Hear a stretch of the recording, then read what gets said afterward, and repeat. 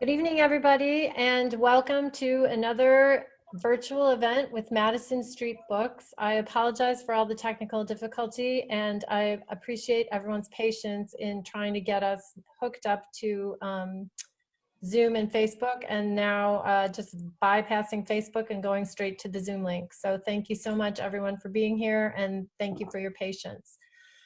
Tonight, we are thrilled to welcome back Linda Hall and Keir Graff with their newest launch, or their newest release, The Three Mrs. Wrights.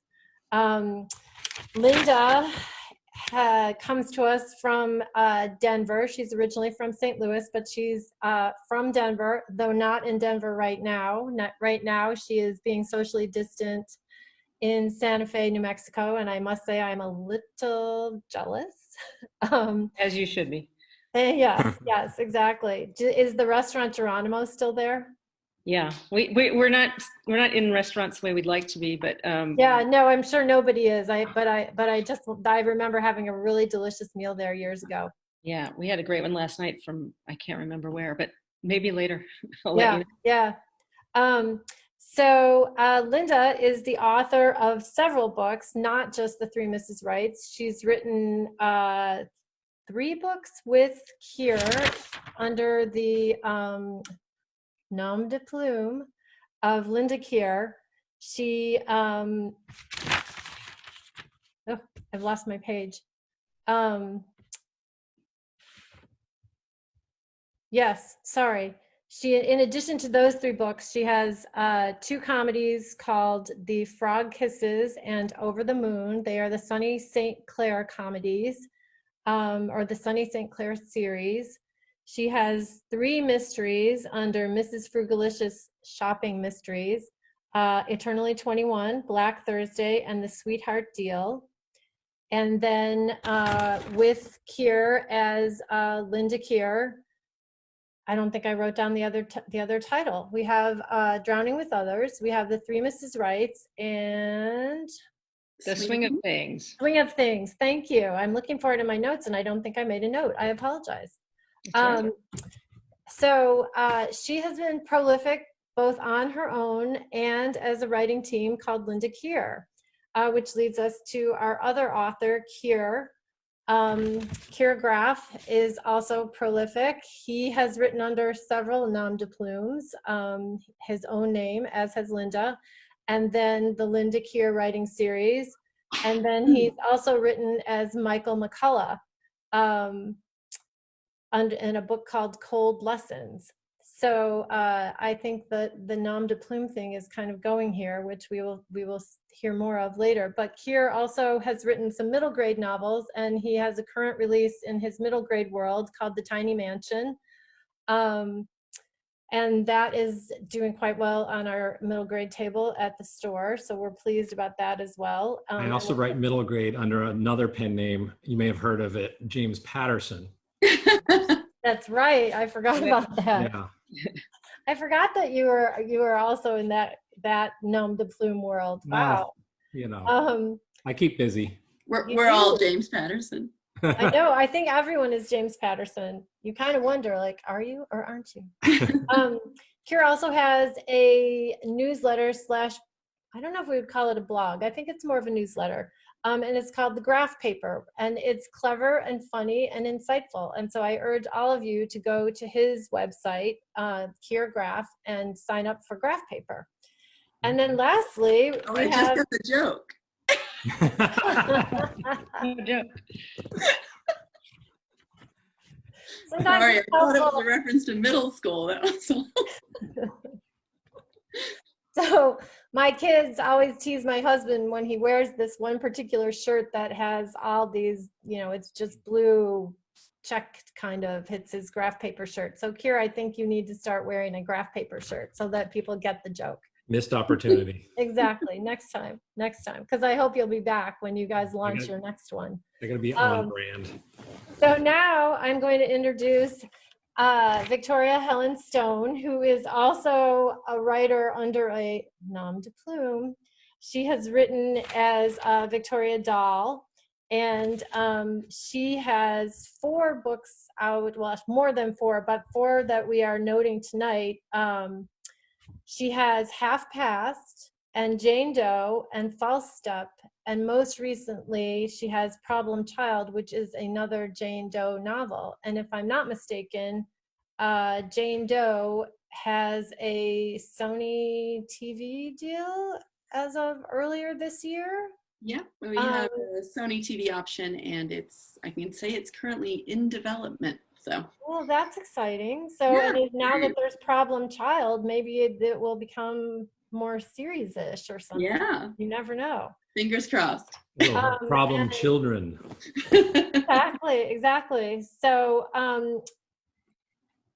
Victoria is going to be leading you all in discussion this evening. So I'm going to turn things over to her. We're looking forward to hearing all about the 3 Mrs. Wrights, who apparently encountered somewhere along the line Mr. Wrong. So I want to hear all about that. So Victoria, have at it. Okay. All right. You two both have copies of the book, right? You can hold up. Of our book, yeah. Oh, I carry one with me everywhere I go, just in case somebody says, "Oh, what do you do for a living?"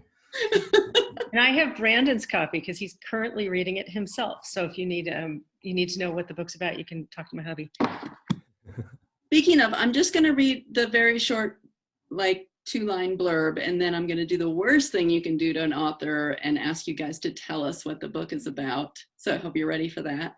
The 3 Mrs. Wrights by Linda Keir. Lark, Jessica, and Holly are 3 strangers with so much in common it hurts.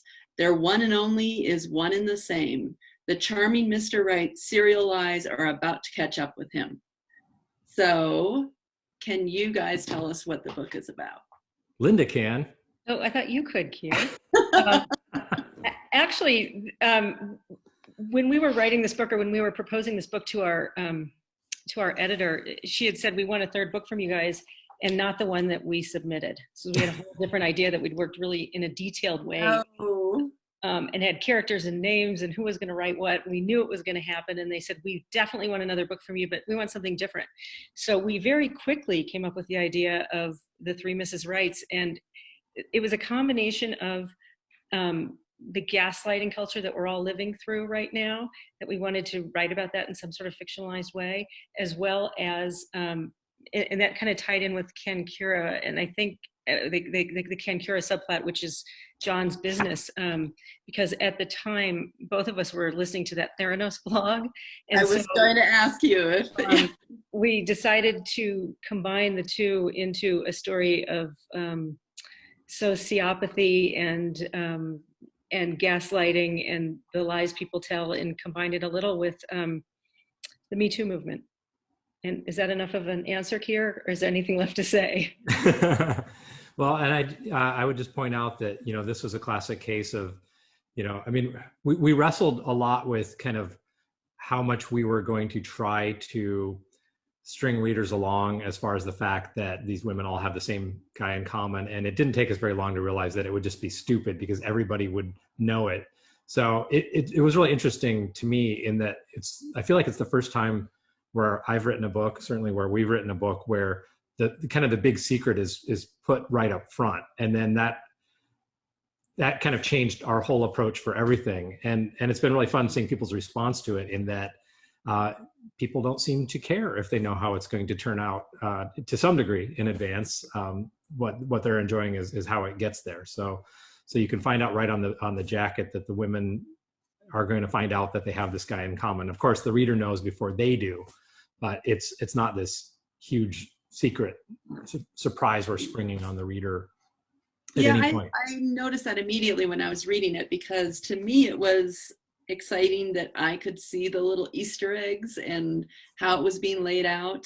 Like, you go to the next chapter and then you see from a different point of view little clues from the first chapter, who he's texting, that sort of thing. So I really liked feeling like I was in on the joke, sort of like I knew what was happening and I could see it, but you were just waiting and waiting for it all to culminate, I think, at the end of the book. And I have to say,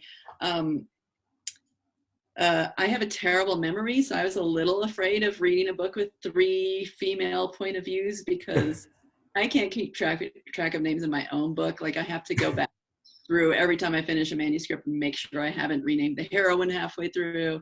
So I was a little bit worried, but they were all such distinctive voices.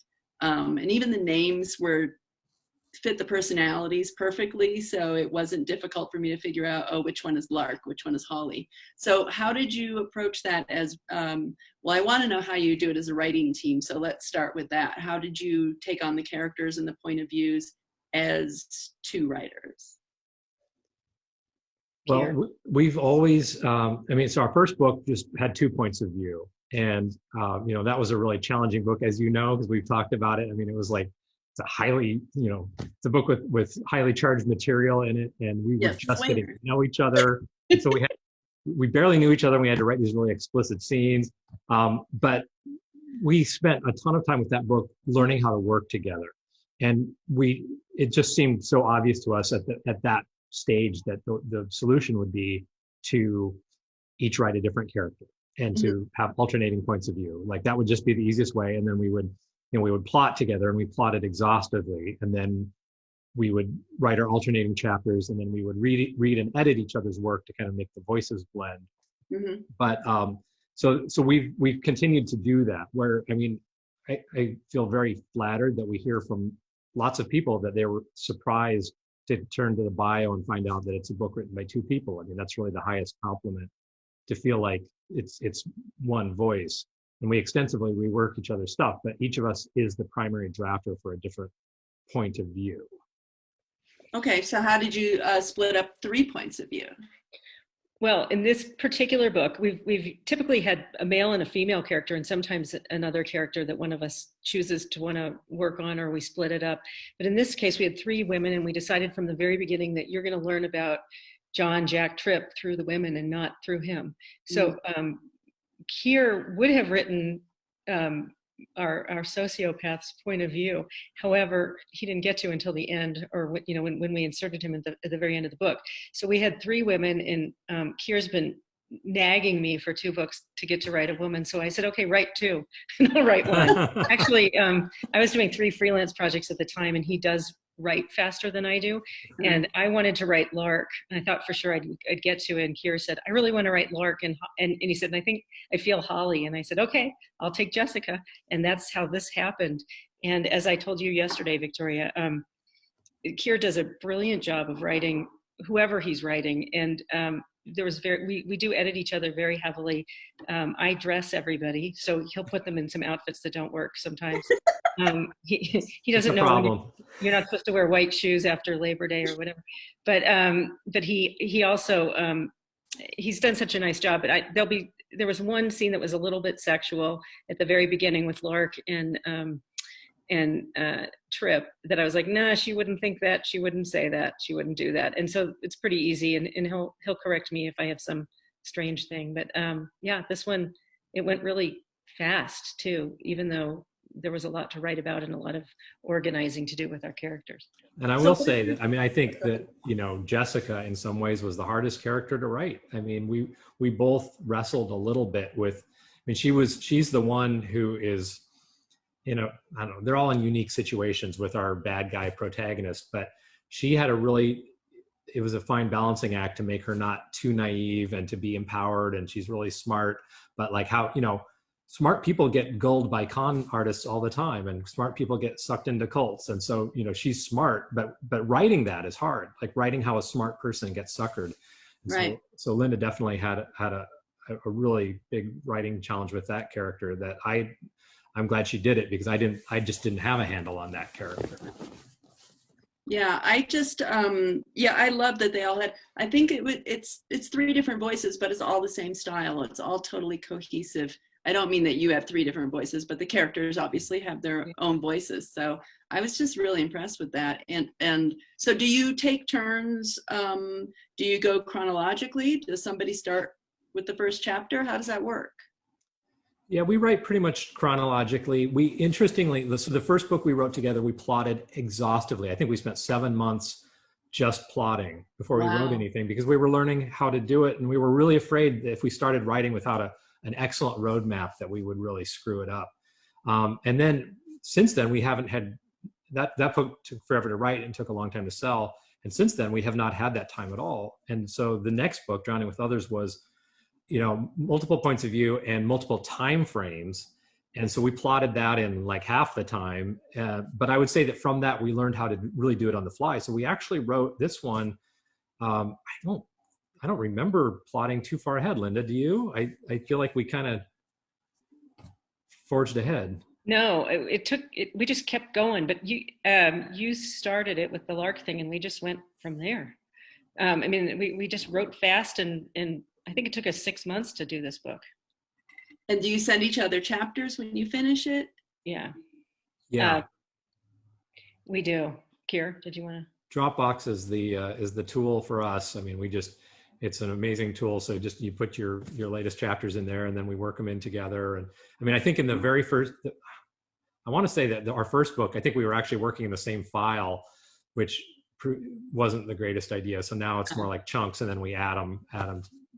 But we also, we have different writing patterns. I write first thing in the morning. Linda goes and walks the dog and kind of, gets percolating and then writes a little bit later in the day. So it's kind of neat. Like she can look at what I do and then write what she's going to do. And then when I'm starting the next day, her stuff is ready. And it's a real easy rhythm now. And we definitely have, it's kind of amazing to me how, I mean, I've learned so much about plotting from this partnership because plot has never been my strong suit. I would love to write character all day and describe amazing things and write really exciting scenes, but like the big overarching plot is hard. And Linda's just got this kind of eagle eye for making sure it comes together and making sure that the character development proceeds in an orderly fashion, I guess. I'm seeing this question from readers, and I had this question myself because, as I told you guys, I have a terrible fear of commitment. So I've had like my best friend, really good friends, ask if I would write, with them as a writing team, and I can't bear the thought of not getting it done or letting somebody down. So I'm fascinated by how you two started writing together. Linda? Well, as the story goes, and it's coincidental for, and a lot of people out there know this story, but I had this idea about writing a book about swingers. Didn't know how to do it. Liked to write. Most of my books were a little on the funny side, and I didn't think of it as a very funny topic. And I was at VoucherCon, which is it's a, I don't know, like a trade. What would you even call it? A trade show for fiction? Is a mystery writer. It's not really a trade show because there aren't really exhibits. No. It's more like a fan convention. It's a fan convention for mystery fans. It travels around the country. It's huge. And I was there chatting with this agent who is a friend of mine named Amy Moore Benson, who happens to be Victoria's agent, just coincidentally. And we were standing with Keir, and she said, "What are you working on?" And I said, "I don't know. I think I want to write a book about swingers, but I don't know how to do it. I'm not a swinger, but I want to write a book but I don't think it's going to be funny." And Keir said, "I've always wanted to write a book about swingers too." And this friend of ours, another writer friend, said, "What a pickup line," but it turned out to be a very serious thing. And we looked at each other like birds, like, could you ever write with someone? And Amy said, "You guys need to write this together. This is, it's clear you need to write this book together." And so we kind of decided to see if we could. And we spent that 7 or 8 months reading each other's work, coming up with what we thought. I had to make sure Keir wasn't like creepy because that was one of my big concerns. Like, I'm not going to write. Still trying to figure that out. Like middle grade, did you have? You didn't have your middle grade stuff, right? What's that? Did you have Matchstick? You didn't have Matchstick Castle then. I had written one middle grade. The other Felix was out. Yeah. Yeah, and I'd written like a few thrillers and suspense novels, but okay. But as it turned out, Keir creepy. I know some Mary Mullen said, I know someone else said Keir creepy, but there was one story that I won't tell tonight that we've laughed over for years. That isn't. You won't tell tonight? We can't. But he turns out to be not creepy at all. Anyway, except when we're talking. Anyway. I've lost touch with what I was going to say. Kira, where was I? Oh, so we wrote this book. The thing that was nice about it is as we started working together, it became really quickly obvious that we had different strengths. And that has served us really, really well. As he mentioned before, I'm all about the big picture. I'm all about plot. I can be reading someone else's book and be like, why did they make that decision? This needs to be changed. I'm super, super picky and anal about the overarching story itself. Whereas Keir can redline the shit out of my work to the point where it looks like there is no word that wasn't edited, because he's so good at quick writing cleanly, which I am not. So it turned out to be a really even breakdown of strengths and weaknesses that have made it easy to write together. In fact, we look forward to it, and at least I do, and it's a fun process instead of the scary thing you might expect of working with a co-writer. Yeah, now I'm jealous because I would love for somebody to just come up with a plot, a big arc, so that you don't have to. and let me just pick apart the psychology of it. That would be great. Well, and Victoria's books, for everyone out there, it just coincidentally, and I didn't even realize this when Keir suggested her as a moderator. She has a book out called Jane Doe, and the follow-up Problem Child, and it's about a female sociopath. Oh, there it is. And so it works well, and you're right in her point of view the whole time, and she's pissed about some stuff, and she's not a murderer, but she is really good at getting revenge. It could be.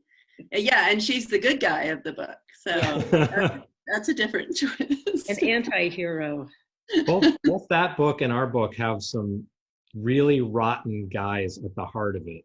Just absolutely rotten. I felt kind of envious reading Jane Doe because I felt like the bad guy in that is just so amazingly real and well realized. I was just floored. Well, you know what, to me, sometimes some people who are evil in such minor little ways are worse to me than, like they know how to get through life without being evil in little ways, but it's like it's a pleasure to them, right? So I think it's more infuriating than a murderer is just so easy. Like, yeah, it's a murderer, he's a bad guy. But, well, and with your sociopath character, your bad guy, he is charming and likable and smart, and people want to be around him and people love him, but he's so cruel in, I guess it's not small ways, but it's very intimate, personal ways. Yeah. And everybody, I mean, I won't give away the ending, but just there are ways people forgive the smaller evils in life, right? People get over them and look past them. We had one reader review for this that just slayed me because it was really like defending our bad guy. It was really like, but he just loved these women so much. Yeah, he couldn't help it. Yeah, he couldn't help it. You can't help. Got a big heart. Yeah, and he gave them what they needed, what they wanted. I've always been fascinated by the idea of bigamy because it just seems so effing exhausting, the idea of maintaining all of these relationships. Like, it's fascinating to me. But I guess if you are somebody who feeds off of other people's energies, which sociopaths are, because they need to, it's like emotional vitamins. They don't have it in themselves. They need to get it fed to them from other people, real joy and love and emotion. So, but yeah, the idea of having 2 or 3 relationships that you're juggling, I can't wrap my head around it. We laughed about that a lot. We were both just like, who has energy for one marriage, much less 2 or 3, I mean, it's... But we don't mean you, Brandon or Mariah. That's great. But I guess if it's all superficial, if it's all about just telling them what they want to hear all the time, then maybe it's not as exhausting. I don't know.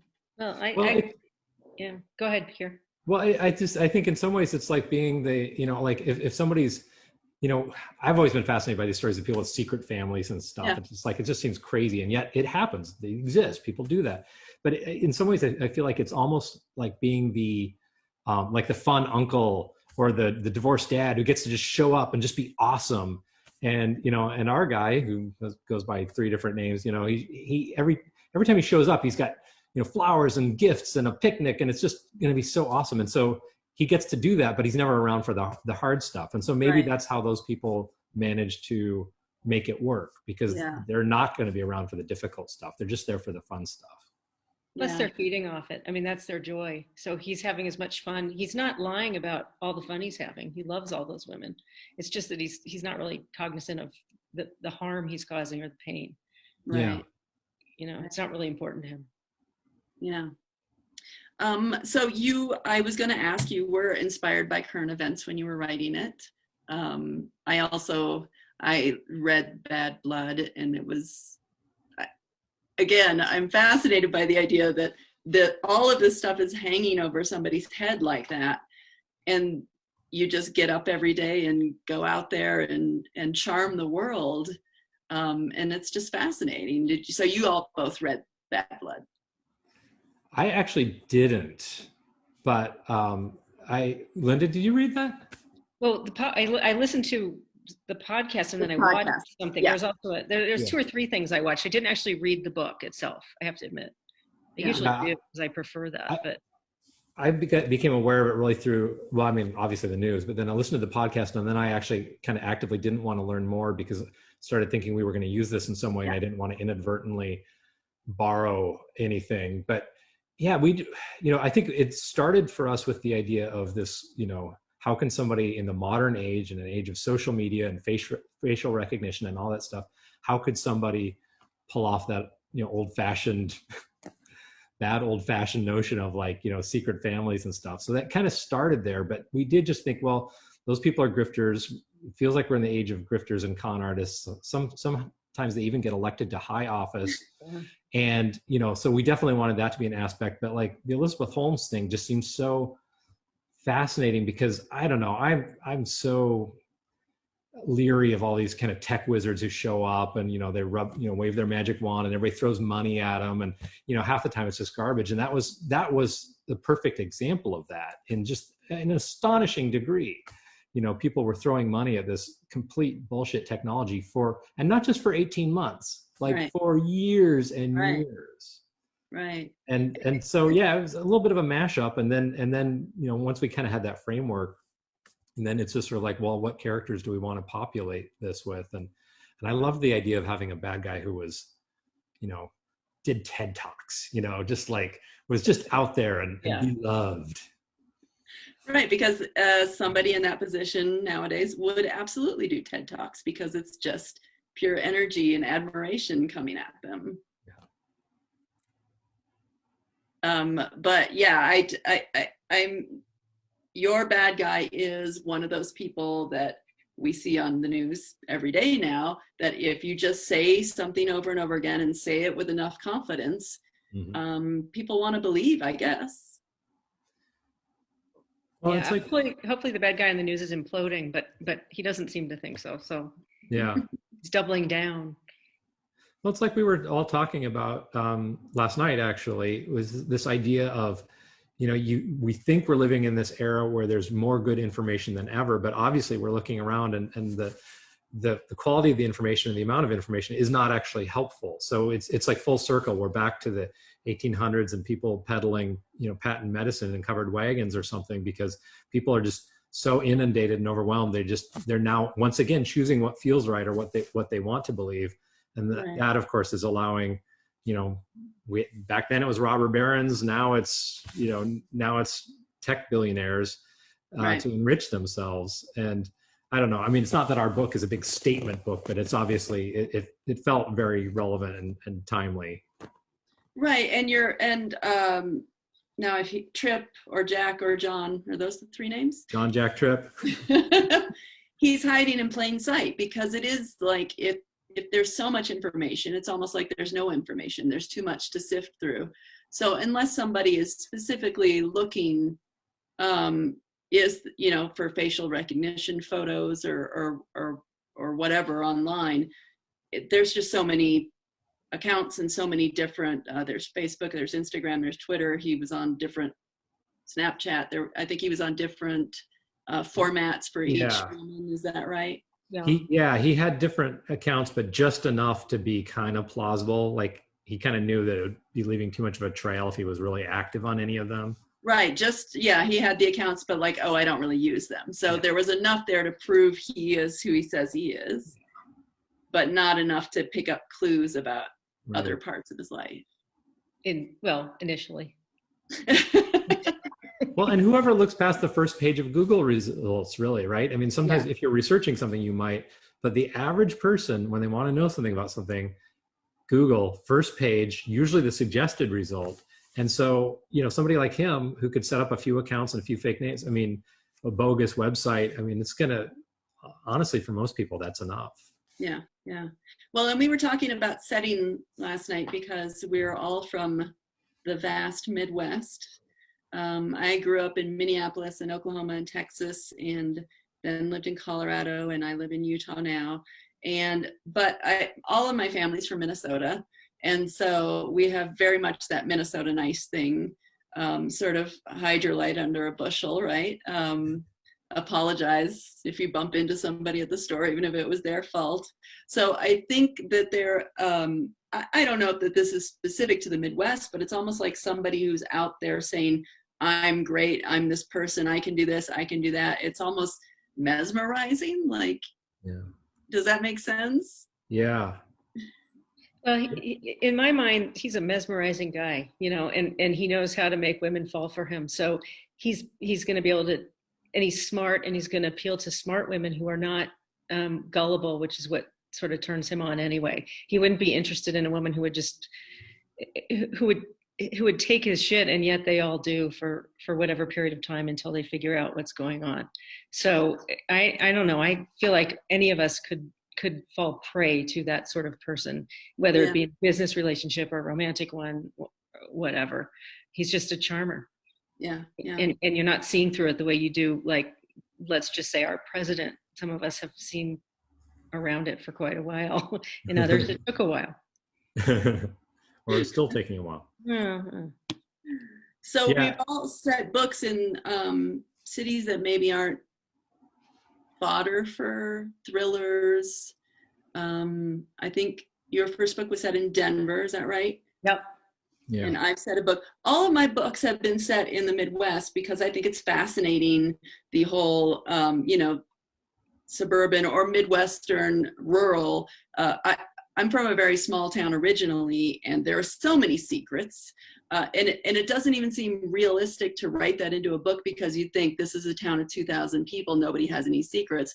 But people are the same everywhere. There's lots of, everybody has secrets. So I find that fascinating in the Midwest. And so how did you guys pick the settings for your books? Was it just what you were familiar with?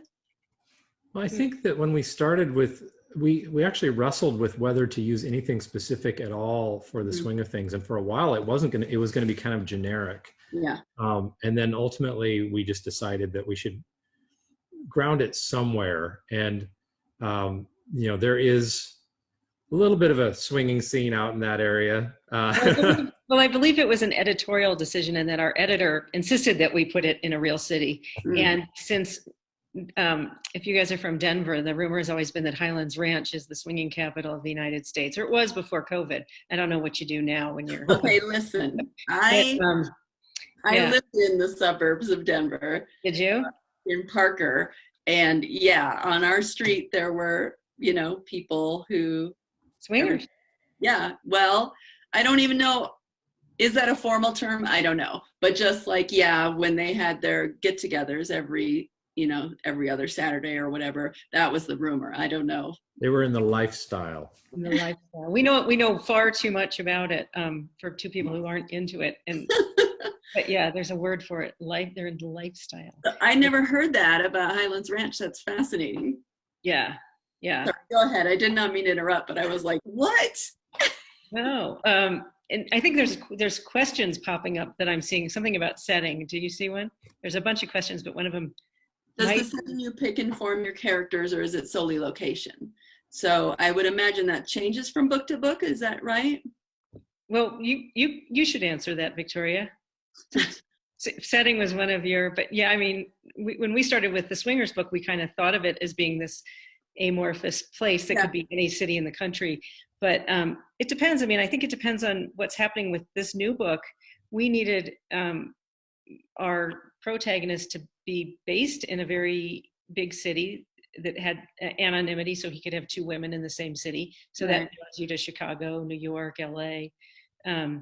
But also he's a tech guy, so we needed to pay a little bit of attention to, you know, where tech companies were, where biomedical tech companies were located, and make it work for that reason. You know, in our last book, we put it in the suburbs of Chicago because we wanted a Midwestern boarding school, not a, and then we had St. Louis because I was from there and we could make it work that way. But what do you do with yours? It's funny because my first Victoria Helen Stone book is called Evelyn After, and the setting is never named. And that was the way I wrote it. Like, it's an anonymous suburb, you know, outside of a big city. So that's funny that you guys did that, or were planning to do that with your first book. My second book was set in rural Iowa because that was part of the plot, was that the heroine grew up in a small farming community, and she always felt like an outsider. She always felt like the black sheep in her family. And I very specifically, she goes to Big Sur, California to solve this mystery. And I literally picked it because I said, where would I want to go for a week or two to research a book? And I picked Big Sur. So yeah, setting works in all kinds of different ways. It just had to be Big Sur.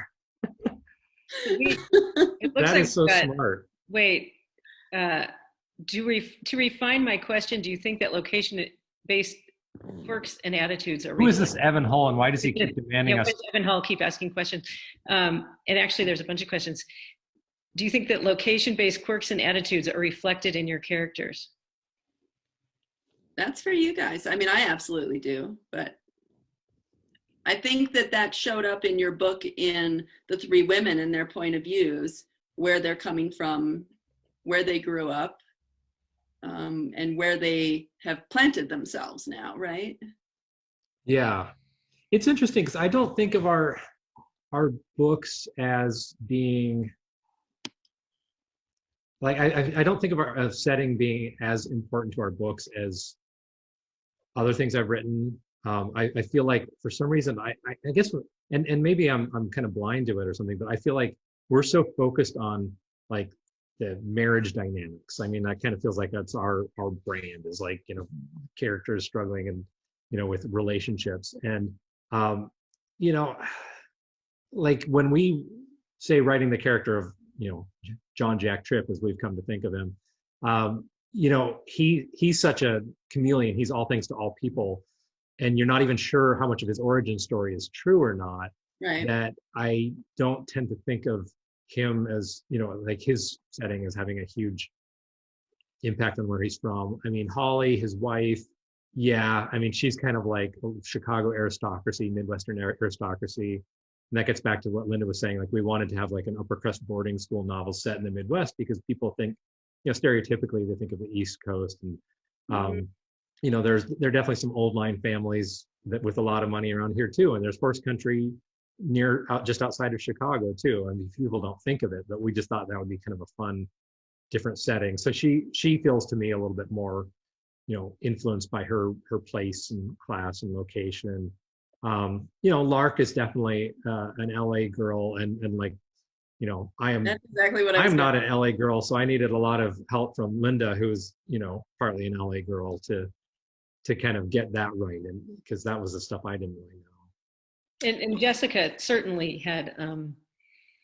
I like to think of her as a very smart middle class girl who's gone above her, you know, her family station, and so she's got some insecurities and some quirks based on her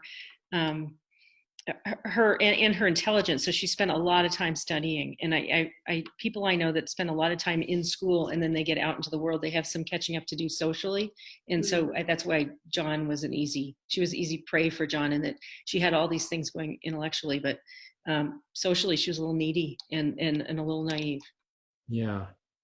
I mean, in some ways the characters in this book and the previous book, just partly because of the two similar settings, I think we were thinking the same type of person, but I don't think like of myself as writing like regional or anything. And I don't know, I love reading authors who really are steeped in a place and can Yeah. and really do that.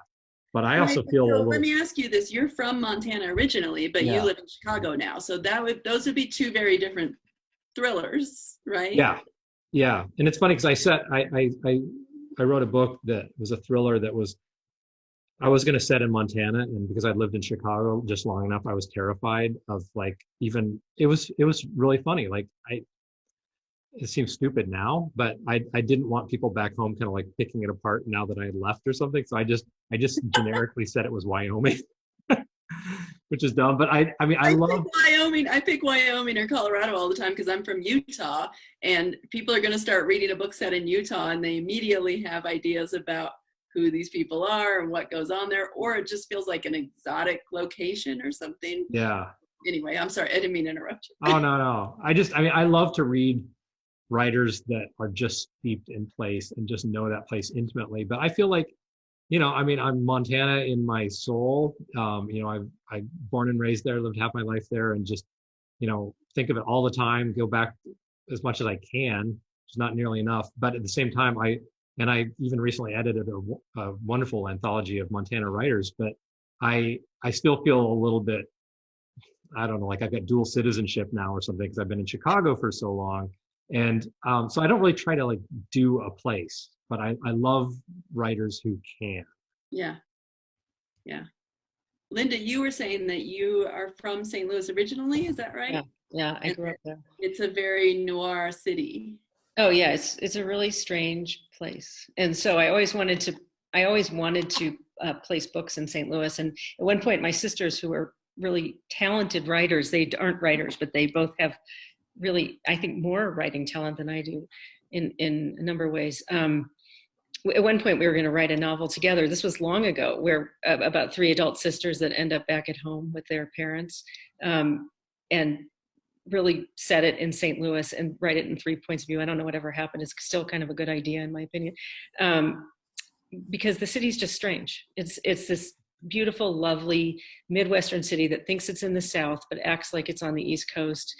It still has strange, all kinds of racial tensions that shouldn't be there any longer, as well as socioeconomic things. Like when you meet someone from St. Louis, you just ask them which high school they went to, because it tells you everything about them in terms of their financial situation, maybe what religion they are, who they are. And there is nowhere else that is like that I know of. So it's a good place for fiction. Not much gets written there. Sometimes Jonathan Franzen will set something there, and we'll all talk about St. Louis for a moment, and then it'll move on. So I think more in St. Louis. So sort of an unmined kind of a setting. Yeah, I think so. My most recent kids book is set in Oakland, and I was talking to a school librarian yesterday because I'm doing school events via Zoom, and she said she was so excited about this because she could only think of two other kids books. Like she had racked her brain. She could only think of two other kids books that were set in Oakland.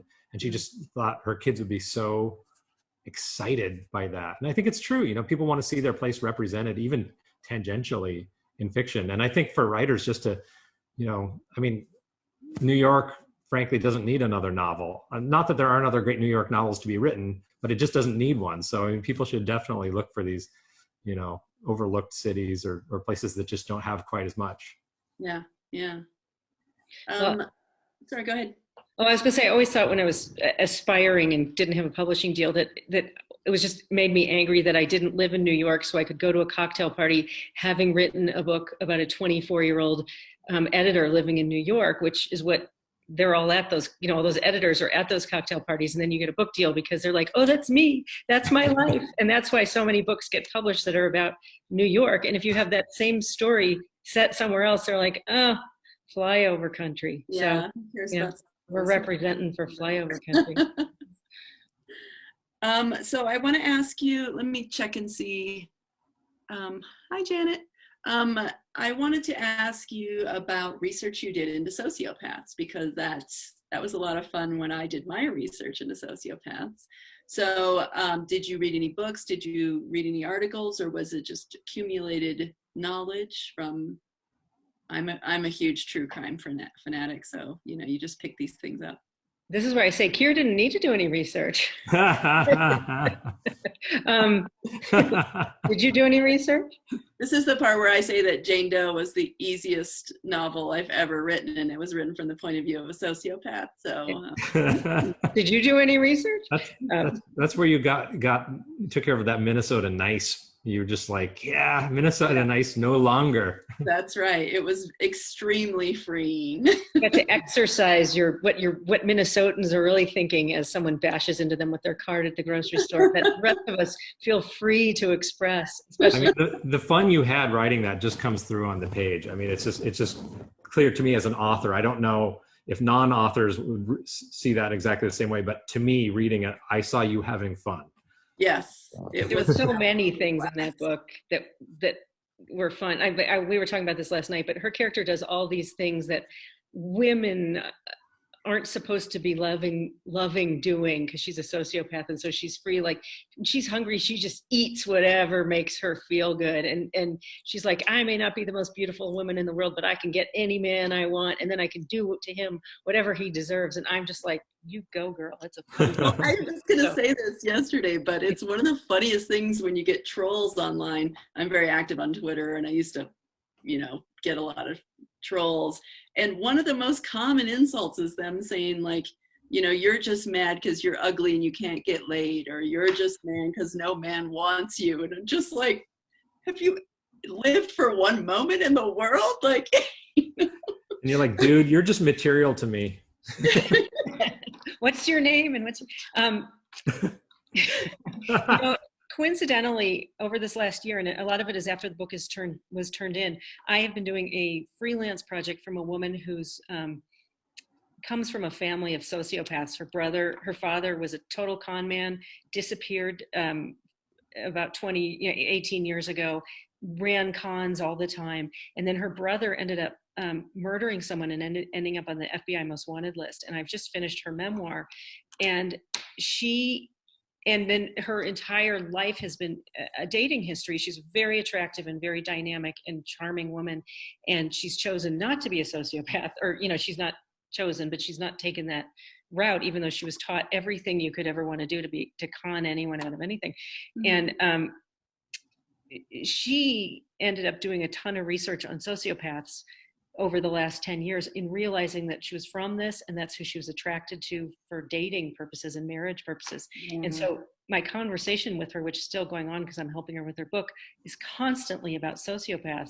And I had mentioned it to her, but when I told her what this book was about, she's like, you're kidding me. And I'm like, and I turned it in before. So I did some reading and research, but a lot of it, I was hearing about it. And you can just turn on the news and learn everything you ever want to know about sociopaths right now, tonight. And then you don't need to do any research. Linda tends to be the one who's like constantly popping in instant research or interesting research. Just like, did you read this? Did you read this? And the new project we're working on, I'm trying to keep up a little bit better, but she's still totally leading the way with the research, which I love the idea of research. I just feel like, I don't know, I'm not as good as I should be. But you didn't say that I get most of it from gossip website. Well, I wasn't going to say it's not real research. Well, for me, the fascinating thing about everybody, well, not everybody, most people think that, first of all, they think a sociopath and a psychopath is two different things, but a psychopath is basically just a really bad criminal sociopath. But people think of sociopaths as serial killers, right? Like, that's sort of the immediate thing that pops to mind. But the current estimate that I've seen is that 1 out of every 100 people has a sociopathic personality disorder. I can't remember what the exact phrase is, but the very smart sociopaths, especially the good-looking ones, they rise in the world. There's a lot of CEOs that are, sociopaths, a lot of surgeons, because they don't have any self-doubt about what they're doing. And I think that people don't recognize, I think it's becoming maybe more common knowledge these days, but that sociopaths often rise to the top because they don't have any self-doubt and they don't have any guilt. And people think that they can't be charming. I think they think of Jeffrey Dahmer, like that kind of sociopath. and they think that they don't have feelings, but they do have feelings. They feel anger and they feel, you know, desire. Empathy. And yeah, they don't have empathy, but they feel loneliness. The story I always tell is that Jeffrey Dahmer, when he was asked why he killed these people and kept their body parts, he said he was lonely. Like, you know, sociopaths can recognize that there's something missing in them. Well, and like your not to sociopathic character surrounds himself with women and relationships because that's that hit of emotion. Yeah. And some very public sociopaths currently in the news crave constant adulation because they're trying to fill that emotional void that, you know, if they just got a freaking dog, they'd you know, maybe be partway there. Yeah. Don't let them get don't. I see a question from my friend Eric.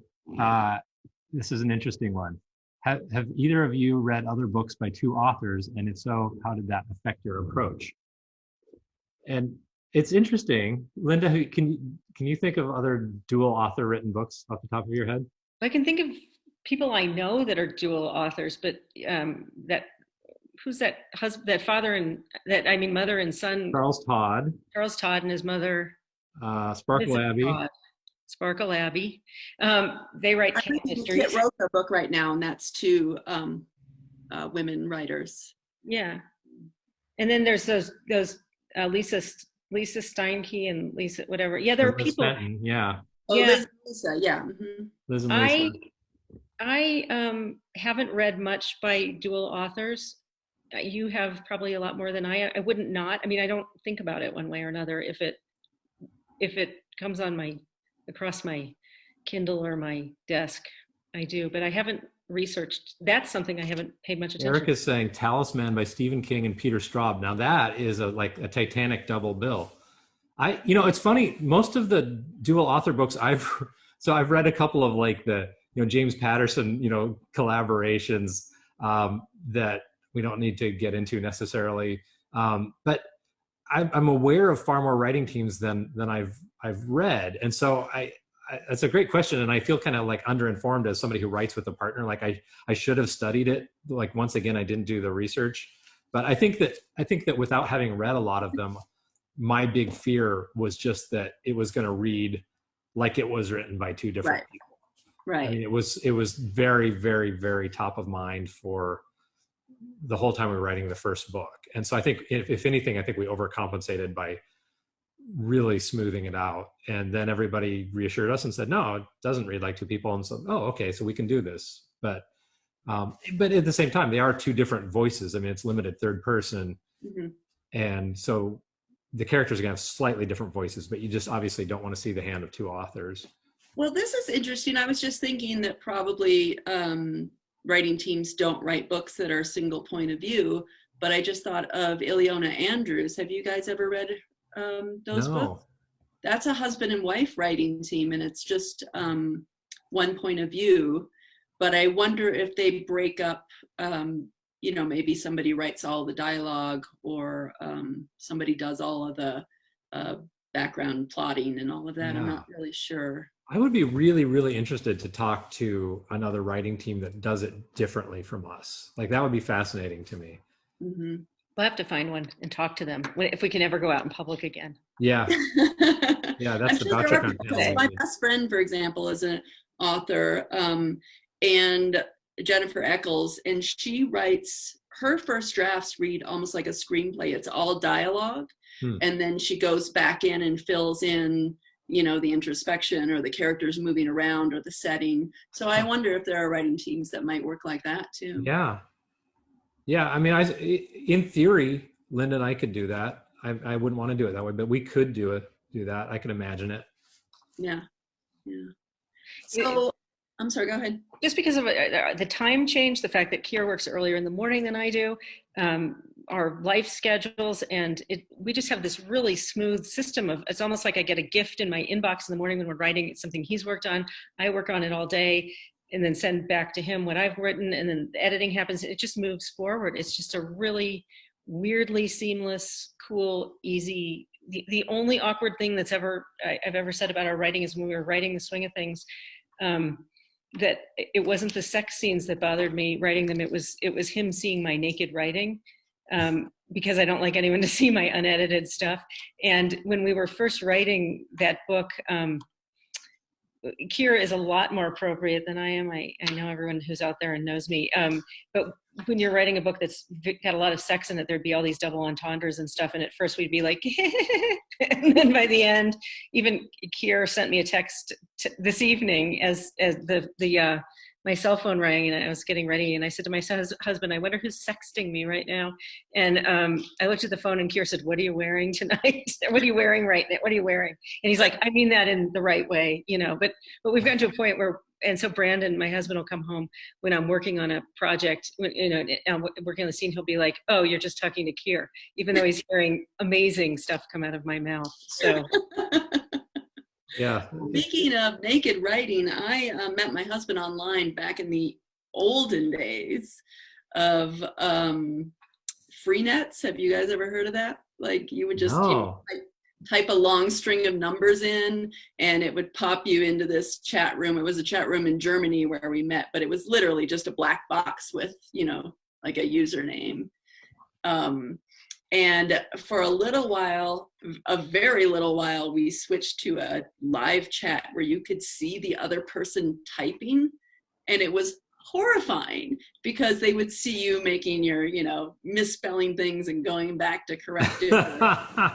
Starting the conversation in the wrong way and you couldn't, then you delete it, but they could see the cursor moving as you were rethinking your thoughts. It was absolutely horrifying. That would be great for a thriller though, wouldn't it? You're right. Maybe I could write an old Freenet thriller. Set it in the recent past. Historical fiction. with all the waiting for the dial-up too. Is it going to connect? Like. Yeah, right. The sound of the modem, the visceral sound of the modem connecting, like nails down a chalkboard. I've been watching Pen 15. Have you guys ever heard of that show? No. Anyone out there? Well, I mean, I've seen the screenshot. I haven't. Yeah, I think it's set in like 1999. So there's a lot of that, like getting your AOL instant messenger name. And yeah. I thought it was called Penis. It looks like Penis, but it's Pen 15. Okay. But no, it must be set earlier than that. But yeah, it's a lot of that suspense. You're chatting with your friend online and your mom wants to use the phone and she's yelling at you, get off, I need to use the phone. My sister, who's a middle school, or she was a middle school English teacher, but now she's doing something more specialized that I can't, just said that's a hilarious show. That was the chat message I just saw. She's been telling me to watch that. So it's surprisingly good. I just thought it was going to be like raunchy humor, but since it's middle school, there's a lot of just emotional, they just need each other's emotional support. It's, lots of touching moments, but also raunchy and appropriate. So sounds awesome. Well, we're probably near an hour here. Maybe we should ask if there are any last questions people have. I know we got started a little late, but I don't want to keep people up too late. Yeah, let me see if there were any questions we missed here. And thanks to everyone for joining, you guys. I know it was a hassle at first, so really appreciate everyone that's shown up. Yes, I have no idea how many people are here, but I thank each and every one of you. Really appreciate your patience. What are you guys working on now, by the way? But we're waiting for our agent to call us. We have a project that, well, Keir, you can tell. Should we say what is? I don't know if we're allowed to say it. So it's kind of different for us. We are pitching something for a well-known kind of content company. That's an idea that was brought to us. That was so it was basically an idea on a theme. Would you guys be interested in writing a book about this? And it's very topical, and it definitely fit the kind of thing we do. And we said, interesting. So we spent a lot of time talking with these people and fleshing out the idea and brainstorming plot ideas. And we sent off a couple of sample chapters. So it's a different way of working than we normally do, but it's kind of exciting.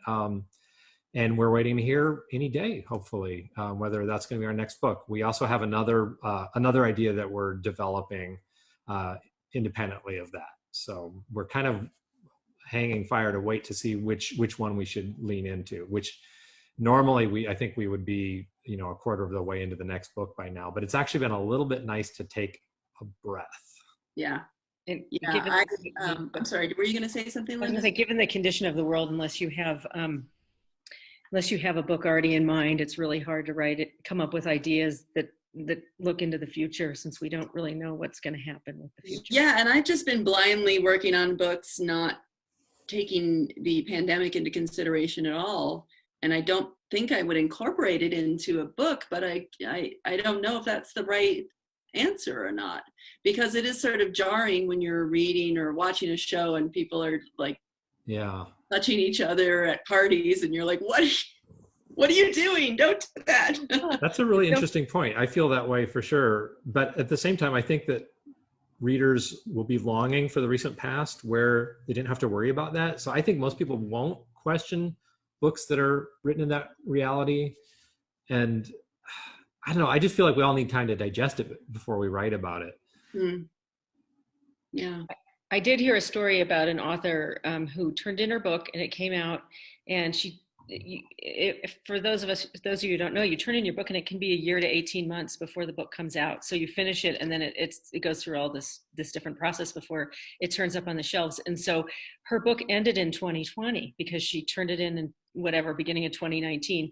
And she had readers online, the trolls online, saying, you didn't put the pandemic in. Why didn't you do this? Why didn't you do that? And because it didn't exist. So it's a very weird time to be a writer, writing about who writes about present day topics. Yeah, didn't you write yesterday? Call your publisher and have the whole thing changed. Yeah, the book I just finished is set partly in 2020, and I just didn't even go there. Like Keir said, do you want to be in that situation, even in your free time, in your imagination? I don't know. So when can yes, we Ellen, next releases? What? My friend Ellen said it's a weird time to be human. Yeah. Yes, so weird. It really is. Yeah. What were you saying, Keir? I'm sorry. When can we expect your next releases? That next book is coming. It's called The Last One Home, and it'll be out in March 2021. So, hey, maybe this will all be over by then. Haha. But the vaccine is going to be out like next week or something, right? Yeah, we're empty nesters as of August of this year, and we had all of this travel planned because I can work from anywhere, and not so much now. You can drive to Santa Fe too. Yes, we can drive to Santa Fe and do nothing. We're doing a lot of that. What can we do in 10 to 12 hours and then just get there and don't come out? And as my daughter says, this is just our life now. Mm-hmm. Yeah, we all Wise just accept words. it. Yeah, from the wise Eliza. So I'm hoping it will just be a blip in the timeline. Yes. I hope so. Yeah, hopefully in a couple I years when remain people are hopeful. reading books set in 2020, it will just be, it won't even occur to them. Yeah. All TV shows have masks on. I mean, commercials, everyone's wearing a mask now. So maybe we'll just put masks as the cover. Someone asked one question about the cover before we go of our book. I saw Show it one more time, by the way. Are we out of time? No, you're fine. But there was someone said something. Oh, is there a 3D thing going on with the blue and red fonts on the cover? Keir? Well, there kind of is. Oh, does it work? Have you tried it? I mean, I think if you put 3D glasses on, it would be 3D. Because the lettering is blue and red behind the kind of cream colored lettering here. So I don't have 3D glasses, but I suspect that would kind of be wavering in front of the cover if you were wearing 3D glasses. I think it's very cool now, but I was the holdout. I was the one who didn't like it, but I like it now. That's another, I don't mean to drag this out longer, but that is another interesting, when I get a cover and go through the cover edits, it's just me. How does that work out with the two of you? Oh, Linda wins. Keir didn't like this cover and I loved it. And Yeah. Keir loved our last book and I didn't love it. And so there's a male-female thing going on. But this cover, he said, I've never had a book with legs on it, with women's legs on it. He was freaking out. I'm like, well, you're writing women's Half of my fiction, whole but- career, Keir. Yeah.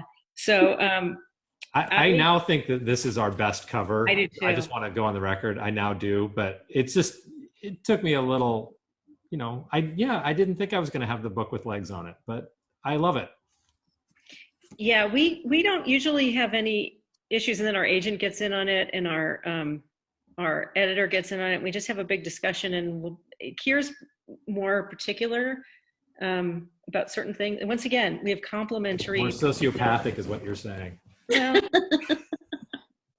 you can get a book out fast and not feel guilty about it. So that Yeah, I think what I was joking about this, but it does feel like I'm often the outlier, which I think tends to mean that Linda, our agent, and our editor have good instincts, because I think if there's a minority vote, it's usually me. So what do I know? It's little weird, but you've seen so many book covers, so it's little weird things, and I always take them into not weird, but little particular. Like, I don't like the way this font looks, and it's not something I would have noticed, but then when he says it, it's usually good. So I like the other opinion. It's just worked really well. In fact, if I write a book by myself one of these days, again soon, I'm going to have to have Keir reading it and editing it for me, just to make sure that it's going right.